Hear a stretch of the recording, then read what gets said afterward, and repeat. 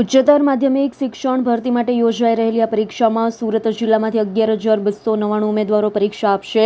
સુરત જિલ્લામાં કુલ 61 પરીક્ષા કેન્દ્રોના 575 બ્લોકમાં પરીક્ષાનું આયોજન કરવામાં આવ્યું છે। ઉચ્ચતર માધ્યમિક શિક્ષણ ભરતી માટે ટેટ અને HS મેન્સ 2026ની યોજાયેલી પરીક્ષાનું પ્રથમ સત્ર સવારે 10:30 થી બપોરે 1 વાગ્યા સુધી યોજાશે, જેમાં પ્રશ્નપત્ર 1 અંતર્ગત ભાષા ક્ષમતાની પરીક્ષા લેવામાં આવશે, જ્યારે બીજું સત્ર બપોરે 3 થી સાંજે 6 વાગ્યા સુધી યોજાશે, જેમાં પ્રશ્નપત્ર 2 અંતર્ગત વિષય વસ્તુ અને પદ્ધતિ શાસ્ત્રની પરીક્ષા લેવામાં આવશે। પેપર લીકની ઘટનાઓના પગલે ઉમેદવારોમાં પણ પરીક્ષાની સુરક્ષાને લઈ ચિંતા જોવા મળી રહી છે। જો કે પરીક્ષા પારદર્શક અને ગેરરીતિ વગર યોજાય તે માટે DEO કચેરી અને વહીવટીતંત્ર દ્વારા ખાસ તૈયારીઓ કરવામાં આવી છે।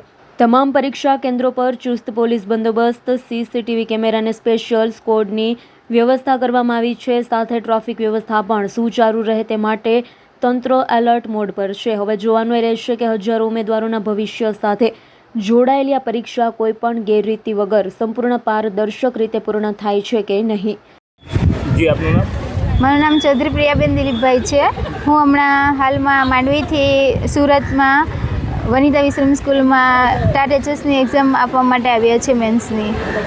હમણાં તૈયારી અમારી 2-3 વર્ષથી ચાલુ છે। એવી એક્સપેક્ટેશન રાખીએ છીએ કે આ વર્ષે અમે નીકળી જઈએ અને એક્ઝામ જે લેવાય છે તેમાં કોઈ પણ કૌભાંડ નહીં થાય અને કાર્ય સારી રીતના સંપન્ન થાય એવી અમે ગવર્મેન્ટ પાસેથી એક્સપેક્ટેશન રાખીએ છીએ। કેટલા વર્ષથી તૈયારી કરો છો, શું કહેશો? 2-3 વર્ષથી તૈયારી કરીએ છીએ sir. Bureau report S9 news Surat.